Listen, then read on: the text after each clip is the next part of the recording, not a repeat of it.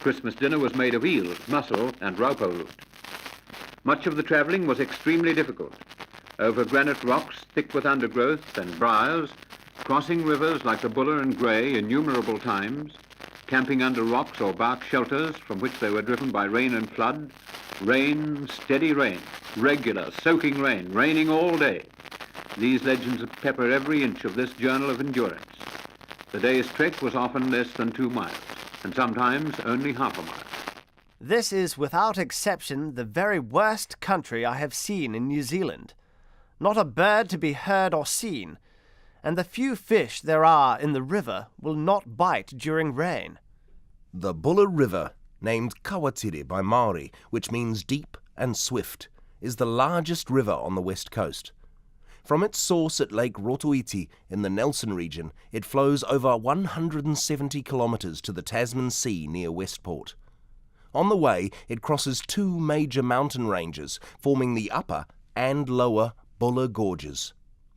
In 1847, surveyor Thomas Brunner explored this river.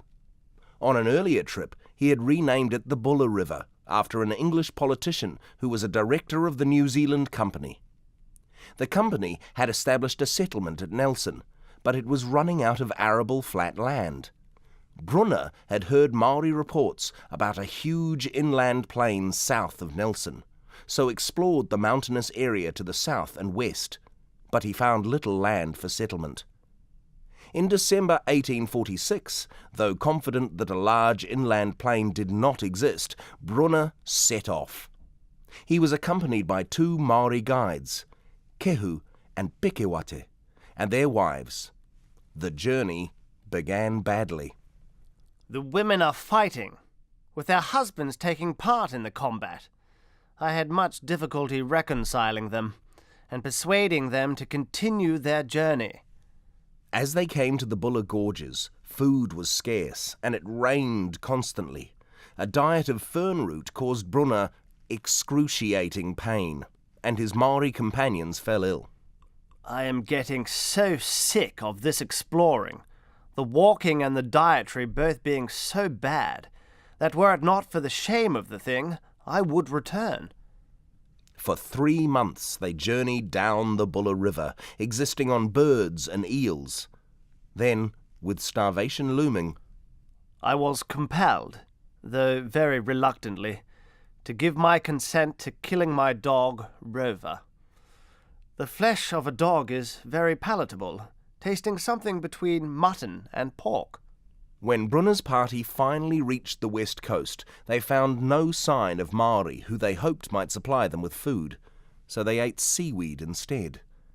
They then journeyed south, where they finally obtained food from a Māori settlement. Brunner spent the winter with its inhabitants, before venturing further south in spring. However, near the Paringa River, he injured an ankle. I turned my face homewards, first to rejoin my own natives, and then to endeavour once more to see the face of a white man and to hear my native tongue. A new route up the Grey River Valley saw him discover coal, and he enjoyed the scenery. Some of the bends of this river are as beautiful, in my opinion, as nature can possibly make them. I was so pleased with the Grey River that I should not object to visit it again. Further on, Brunner came to the large lake that now bears his name. Then he eventually reached the Buller River. The journey up it once again became a struggle for survival. Then Brunner suffered a stroke. I lost the entire use of my side, and in the morning I could not move. For a week, the faithful Kehu nursed him, the other guide and his wife having abandoned them. Although I could only stand on one leg, I resolved to try and proceed. 5 weeks later, Brunner reached the house of a settler. So thank God, I am once more among civilized men.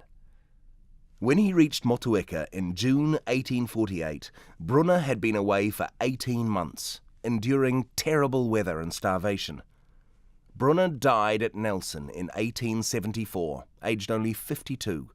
His funeral was attended by several hundred people, including a large Māori contingent. His guide Kehu was chief mourner.